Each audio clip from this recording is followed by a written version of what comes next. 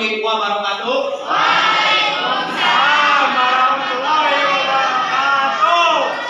Ya, selamat ketemu kembali ya. Bagaimana kabarnya? Sehat? Oke, hari ini kita bertemu di pelajaran Oke, materi hari ini kita akan masuk materi baru, kedudukan sebagai warga negara Indonesia. Sebelumnya, apakah sudah siap untuk belajar? Oke, biasa kita cek kerapian dulu. Semuanya berdiri dulu. Ayo, kenal dari depan. Laki-laki bajunya dimasukkan, perempuan di. Oke, terima kasih. Silakan duduk kembali. Oke, hari ini kita mulai dengan laporan absensi. Ya, silakan.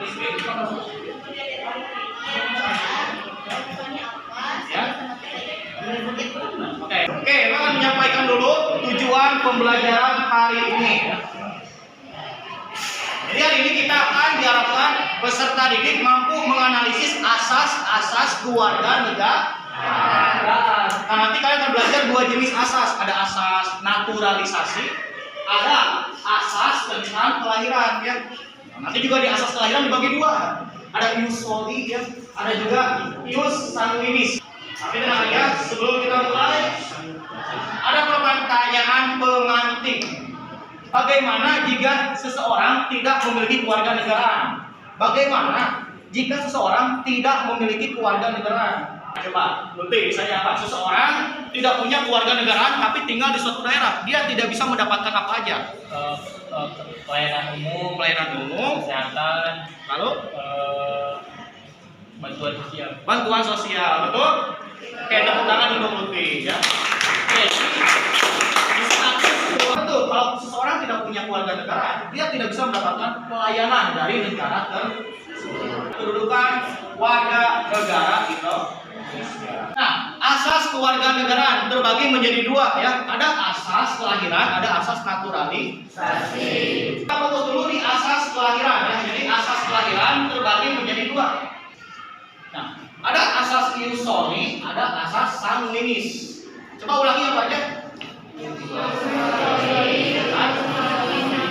Nah, ius soli sesuai gambar, itu gambar apa?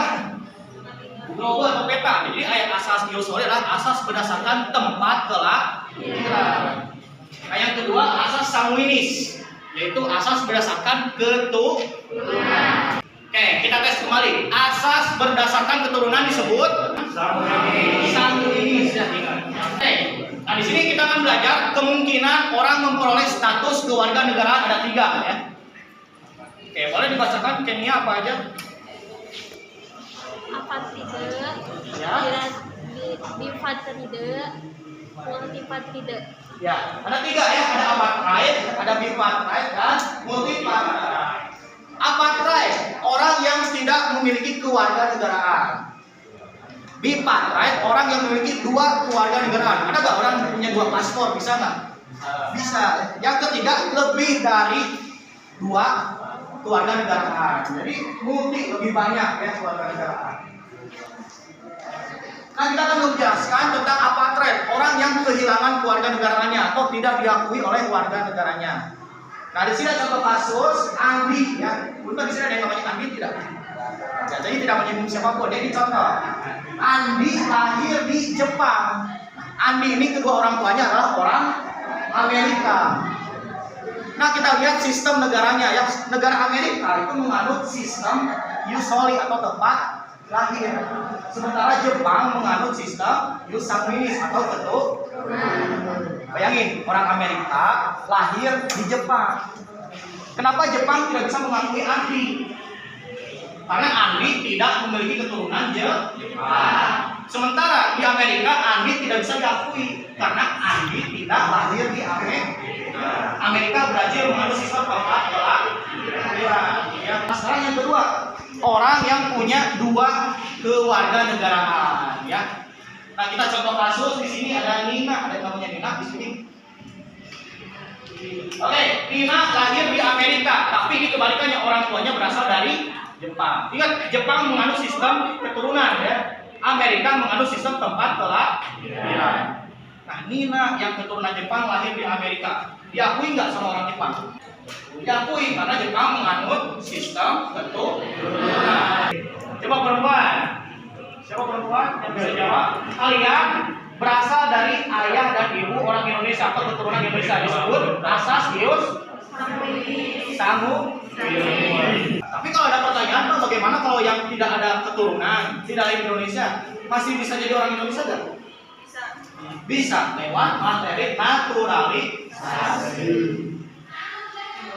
Nah, naturalisasi itu ada dua jenis ya. Ada naturalisasi biasa, ada naturalisasi istimewa. Kalau naturalisasi biasa adalah syarat yang ditempuh orang luar untuk jadi orang Indonesia. Misalnya, pertama syaratnya tinggal di Indonesia 5 tahun berturut. Kita tutup dulu untuk pertemuan hari ini dengan refleksi ya. Refleksinya seperti biasa, ada lisan, ada tulisan. Untuk yang tulisan, silakan tulis di buku PKN materi apa yang belum paham hari ini. Oke, kalau secara lisan, gimana? Puas tidak dengan pembelajaran hari ini? Ini jujur ya. Jadi hari ini silakan kasih emoticon. Bagi yang tidak puas, kasih emoticon nangis. Bagi yang puas, kasih emoticon lope ya. Oke, kita tutup pembelajaran hari ini dengan refleksi. Apakah kalian puas dengan pembelajaran hari ini? Tunjukkan emoticon kalian.